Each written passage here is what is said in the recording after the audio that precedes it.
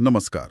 आज हम हिंदी साहित्य की एक बहुत ही चर्चित और सच कहूं तो दिल को छू लेने वाली कहानी पर बात करेंगे, उषा प्रियमवदा की वापसी। हमारे पास ये कहानी है और आज हम इसके पन्नों में जरा गहरे उतरेंगे। इसके मुख्य पात्र हैं गजाधर बाबू। उनकी भावनाओं की परतें खोलने की कोशिश करेंगे आज। हाँ बिल्कुल। वापसी कहानी ही ऐसी है जो पढ़ने के बाद भी जहन में रह जाती है। गजाधर बाबू का सफर। बिल्कुल। देखिए ना, 35 साल की नौकरी, फिर रिटायर होके घर लौटना। सुनने में तो कितना अच्छा लगता है ना? एक सुकून भरी जिंदगी की उम्मीद। पर गजाधर बाबू के लिए ये वापसी, ये उम्मीदों और हकीकत के बीच एक अजीब सी कश्मकश बन जाती है। सही कहा। तो आज हमारा मकसद यही है कि उनकी इस पूरी भावनात्मक यात्रा को समझें। वो उम्मीदें जो उन्होंने इतने सालों में पाली थीं, फिर वो मोहभंग जो उन्हें झेलना पड़ा, और अपने ही परिवार के बीच वो अपनेपन की तलाश जो शायद शायद अधूरी ही रह गई। हम्म। कहानी की शुरुआत ही देखिए, एक अजीब सी मीठी उदासी है उसमें। गजाधर बाबू 35 साल बाद घर जा रहे हैं। खुश तो हैं, पर मन में एक टीस भी है। टीस? किस बात की? रेलवे क्वार्टर छूट रहा है, वो छोटी सी दुनिया जहां लोग उन्हें जानते थे, सम्मान देते थे। और खासकर गणेशी, उनका नौकर, वो उनके मन का इतना ख्याल रखता था कि विदाई पर बेसन के लड्डू तक पैक कर दिए। क्यों? क्योंकि बाबूजी को पसंद थे। अच्छा। तो एक जानी पहचानी स्नेह भरी दुनिया पीछे छूट रही है, और आगे है एक नई पारिवारिक दुनिया की उम्मीद। पर क्या वो उम्मीद पूरी होगी? चलिए, इसी सवाल के साथ इस कहानी में आगे बढ़ते हैं। बिल्कुल। जरा सोचिए, 35 साल, ये बहुत लंबा अरसा होता है।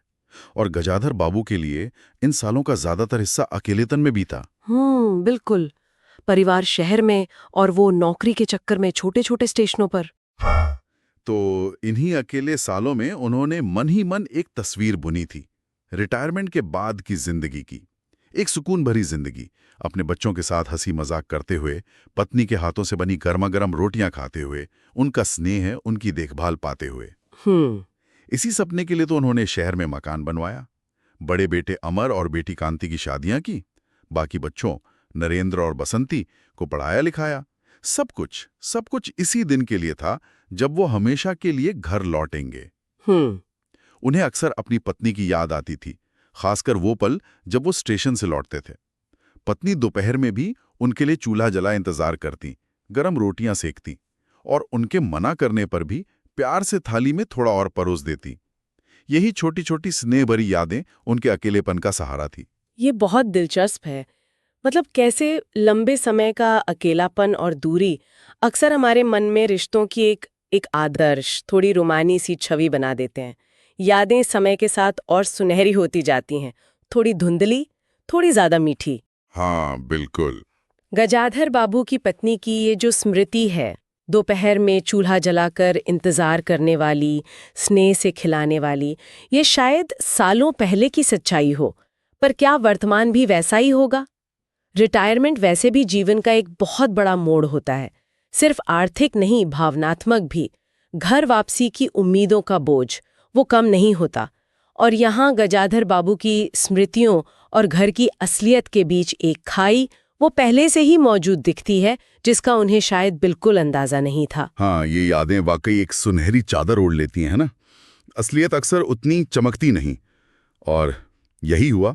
घर पहुंचने पर नजारा उनकी उम्मीदों से बिल्कुल बिल्कुल उलट था। रविवार का दिन था। नाश्ते की मेज पर सब जमा थे, बेटा नरेंद्र, बेटी बसंती, बड़े बेटे अमर की बहू। हंसी मजाक चल रहा था। शायद पिछली रात देखी किसी फिल्म की बातें हो रही थीं। गजाधर बाबू को यह देखकर अच्छा लगा। एक पारिवारिक माहौल की झलक मिली। वो मुस्कुराते हुए अंदर बढ़े। लेकिन उनके आते ही जैसे सब कुछ थम गया।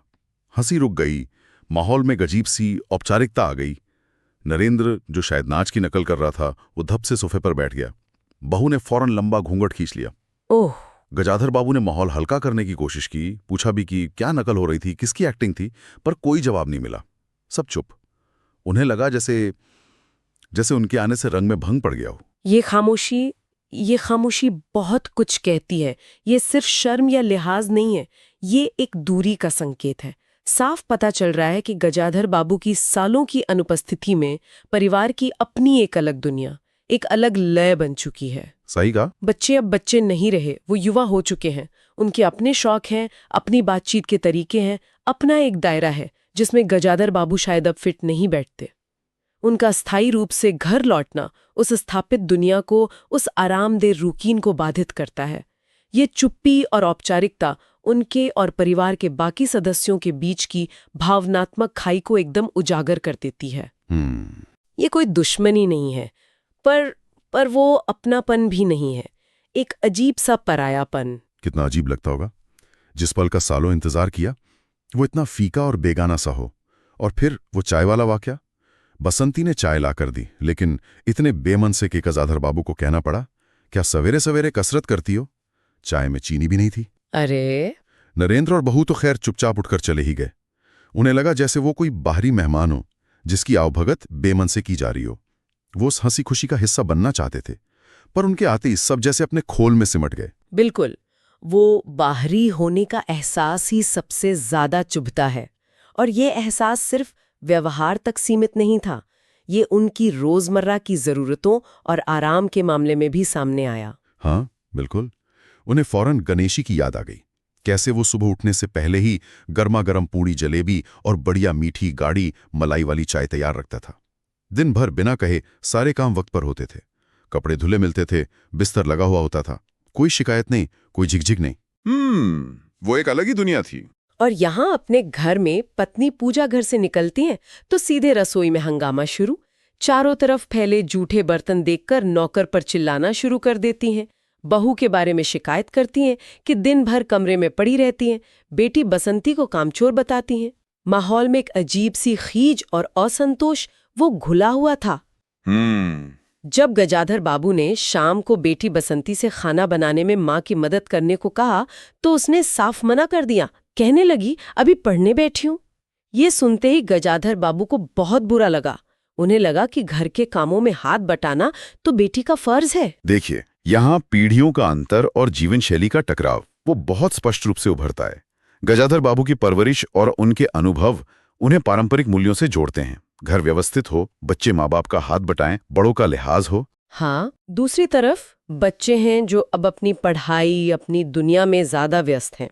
बसंती का पढ़ाई का बहाना बनाना, चाहे वो सच हो या बहाना, ये दिखाता है कि उसकी प्राथमिकताएं अलग हैं।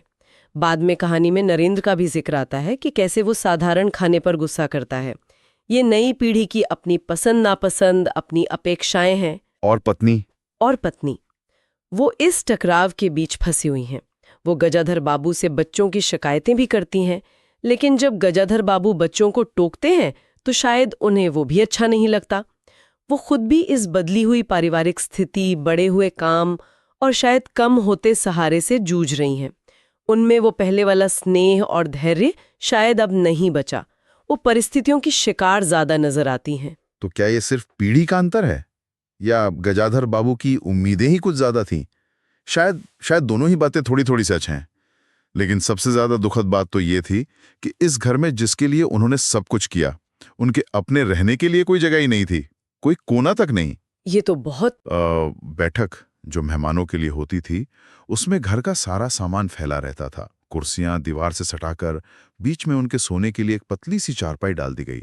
बिल्कुल अस्थायी इंतजाम, जैसे किसी राह चलते मुसाफिर के लिए रात गुजारने का इंतजाम किया गया हो। उन्हें खुद अपनी स्थिति उन रेलगाड़ियों जैसी लगने लगी जो स्टेशन पर थोड़ी देर रुकती हैं और फिर आगे बढ़ जाती हैं।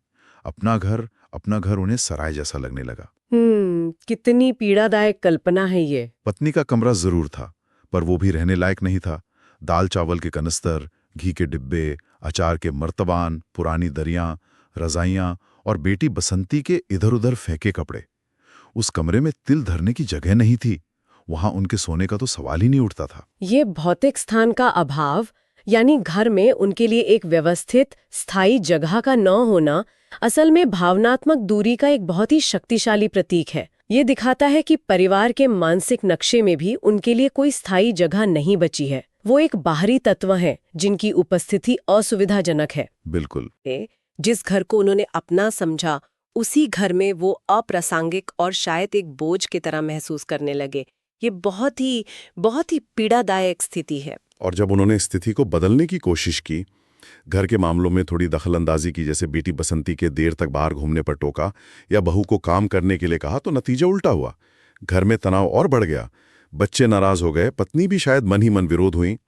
आखिर में गजाधर बाबू ने चुप रहना ही बेहतर समझा, अपने ही घर में एक खामोश दर्शक बनकर रह गए। हाँ, और पत्नी की बदली हुई छवि उन्हें शायद सबसे ज्यादा आहत करती होगी।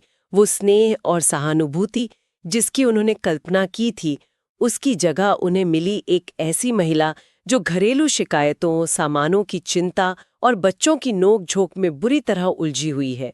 वो थकी हुई है, चिड़चिड़ी है। ये वो पत्नी नहीं है जिसकी यादें गजाधर बाबू संजो कर लाए थे। ये आंतरिक अकेलापन है, जब आप अपनों के बीच होकर भी अकेले हों। ये बाहरी अकेलेपन से कहीं ज्यादा चुभने वाला होता है। अपनी ही बैठक में मेहमान और फिर पत्नी के कमरे से भी बेदखल, ये तो वाकई दिल तोड़ने वाला है।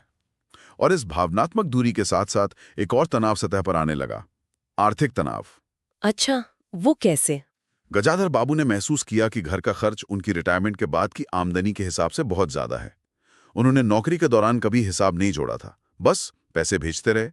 अब जब वो घर पर थे तो उन्हें चीजों की असल लागत का अंदाजा हुआ। पत्नी भी पैसे की कमी की शिकायत करती थी, पर उनके लहजे में सहानुभूति कम और एक तरह का उलाहना ज्यादा होता था, जैसे गजाधर बाबू ही इन सारी मुश्किलों के लिए जिम्मेदार हों। ये अक्सर होता है। जब तक घर का मुखिया बाहर रहकर पैसे भेजता रहता है, घर चलाने वाले को उसकी आदत हो जाती है। रिटायरमेंट के बाद आय कम होती है, लेकिन खर्च कम करना मुश्किल होता है। और यहाँ संवाद की कमी साफ दिखती है। पत्नी शायद अपनी परेशानी जता रही हैं, लेकिन गजाधर बाबू को उसमें दोषारोपण महसूस होता है। वो शायद ये कहना चाह रही हैं कि देखो, तुम्हारी वजह से अब मुश्किल हो रही है, बजाय इसके कि हम मिलकर इस मुश्किल का हल कैसे निकालें। हाँ, बिल्कुल। और जब गजाधर बाबू ने खर्च कम करने का एक ठोस कदम उठाया, उन्होंने घर का नौकर हटा दिया, तो जैसे घर में भूचाल आ गया। पत्नी तो नाराज हुई, बच्चे भी बुरी तरह बिगड़ गए। किसी को काम करना गवारा नहीं था। ओ, यानी काम का बोझ बढ़ गया। हाँ, और फिर एक दोपहर गजाधर बाबू बैठक में लेटे थे और उन्हें बच्चों की बातचीत सुनाई दी। नरेंद्र कह रहा था कि वो साइकिल पर गेहूं पिसाने नहीं जाएगा, ये उसका काम नहीं है। बसंती कह रही थी कि वो कॉलेज से आकर झाड़ू लगाने से रही। बड़ा बेटा अमर, जो वहीं था, उन्हें समझा रहा था कि बाबूजी को कहो चुपचाप पड़े रहें, हर चीज में दखल क्यों देते हैं। अरे बाप रे! और हद तो तब हो गई जब पत्नी भी वहीं आ गई और बहू के ज्यादा राशन खर्च करने का ठीकरा भी गजाधर बाबू पर ही फोड़ दिया। अकेले बहू को दोष क्यों दूं? अम्मा होती तो देखती, तुमने ही तो उसे सिर चढ़ा रखा है चौके में भेजकर। ये बातचीत गजाधर बाबू के लिए आईना बन गई होगी। उन्हें कड़वी सच्चाई का एहसास हुआ कि परिवार के लिए वो शायद सचमुच धनोपार्जन के निमित्त मात्र थे, यानी पैसा कमा के लाने वाले एक साधन। जब तक वो साधन बने रहे, उनकी इज्जत थी, उनका कहाँ माना जाता था। अब जब उनकी आर्थिक शक्ति कम हो गई, उनका घर में रहना, उनकी राय, उनकी टोका टोकी, सब कुछ परिवार को खलने लगा था। संवादहीनता अपने चरम पर थी। कोई मिलकर हल नहीं ढूंढना चाहता था, बस शिकायतें थीं, दोषारोपण था और एक दूसरे से बचने की कोशिश थी। यानी जब तक पैसा आ रहा था तब तक सब ठीक था, दखलंदाजी भी शायद चल जाती। अब वो सहारा हटा तो असलियत सामने आ गई। ये तो बहुत बहुत दुखद है। और फिर कहानी का अंत आता है, जो इस पूरी त्रासदी को जैसे पूरा कर देता है। हाँ, वो अंत तो और भी एक दिन पत्नी ने उन्हें बताया कि बड़ा बेटा अमर और बहू अलग रहने की सोच रहे हैं। वजह? क्योंकि गजाधर बाबू हमेशा बैठक में ही पड़े रहते हैं, जिससे मेहमानों को बिठाने की जगह नहीं बचती। और दूसरी वजह यह कि गजाधर बाबू अमर को छोटी छोटी बातों पर टोकते रहते हैं, जो उसे पसंद नहीं। ये सुनकर गजाधर बाबू सन्न रह गए। जाहिर है, और ये तो सीधी सीधी बात थी कि आप यहाँ से जाइए। बिल्कुल। अगले ही दिन सुबह जब वो टहल कर लौटे तो उन्होंने देखा कि बैठक साफ है, उनकी चारपाई वहां नहीं थी। पूछने पर पता चला कि उनकी चारपाई उठाकर पत्नी के उसी कबाड़ से भरे कमरे में डाल दी गई है। शायद यही वो आखिरी चोट थी। गजाधर बाबू ने कुछ नहीं कहा, वो चुपचाप अंदर गए और लेट गए, पर उनके मन में एक फैसला हो चुका था। वो चारपाई का हटाया जाना, वो महज एक भौतिक क्रिया नहीं थी, वो एक स्पष्ट संदेश था। अब आपकी यहाँ कोई जरूरत नहीं, आपकी जगह अब इस घर के केंद्र में नहीं, बल्कि हाशिए पर है, उस कबाड़ के बीच। ये उनके अस्तित्व को नकारने जैसा था। बिल्कुल। उन्होंने उसी दिन सेठ रामजीमल को चिट्ठी लिख दी कि उनकी चीनी मिल में काम करने का प्रस्ताव उन्हें मंजूर है। ये नौकरी उन्हें पहले भी ऑफर हुई थी, पर तब उन्होंने मना कर दिया था। अब यही उनका सहारा बनी। उन्होंने पत्नी से पूछा कि क्या वो साथ चलेंगी, पर पत्नी ने घर गृहस्थी और सयानी बेटी का हवाला देकर मना कर दिया। कहा, मैं चलूंगी तो यहाँ इतना सब कौन देखेगा। मतलब उन्होंने भी साथ जाने से इनकार कर दिया। हाँ, जाने की तैयारी बड़ी जल्दी हो गई। नरेंद्र ने बड़ी फुर्ती से उनका बिस्तर बांधा और रिक्शा आ गया। नाश्ते में बहू ने लड्डू और मठरी बना कर दी थी। पत्नी ने वो डलिया गजाधर बाबू के हाथ में पकड़ा दी।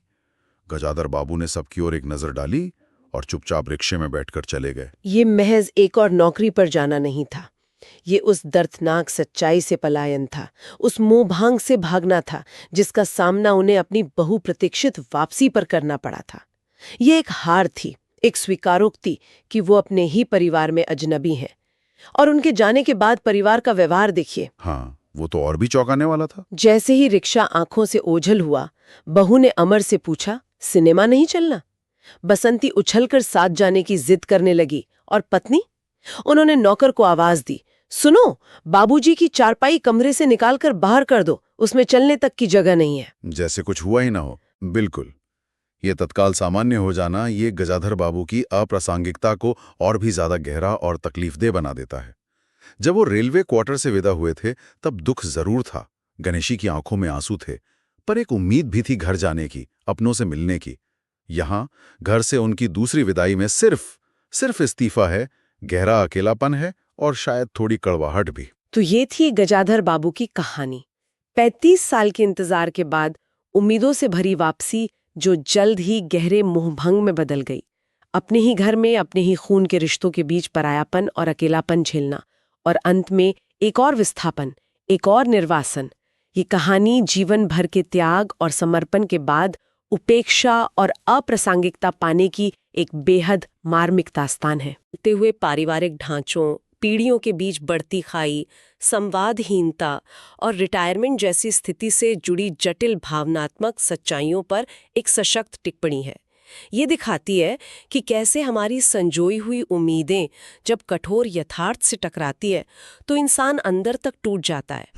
गजाधर बाबू की वापसी असल में वापसी थी ही नहीं, वो तो एक अंतहीन यात्रा का अगला पड़ाव साबित हुई, जहां मंजिल शायद अब और भी धुंधली हो गई थी। वो बैठक की चारपाई, पत्नी का कबाड़ भरा कमरा और अंत में वो लड्डू मठरी की डलियां, ये सब उनके अकेलेपन और विस्थापन के प्रतीक बन जाते हैं। वापसी वाकई मन में एक कसक छोड़ जाती है। गजाधर बाबू का वो अकेलापन, वो अधूरापन बहुत देर तक महसूस होता रहता है। उन्होंने जिसने अपनेपन और सम्मान की कल्पना की थी, वो उन्हें कहीं नहीं मिला, अपने घर में भी नहीं। और यहीं पर यह कहानी हमें सोचने पर मजबूर करती है। जब किसी व्यक्ति की दशकों पुरानी भूमिका, जैसे घर का कमाने वाला मुखिया या दूर रहने वाला पिता, अचानक बदल जाती है, तो परिवार उस बदलाव के साथ कैसे तालमेल बिठाता है? क्या हम अक्सर रिश्तों को उनकी उपयोगिता या भूमिका के आधार पर ही नहीं देखते? और जब वो भूमिका बदल जाती है, तो क्या रिश्ते भी बदल जाते हैं?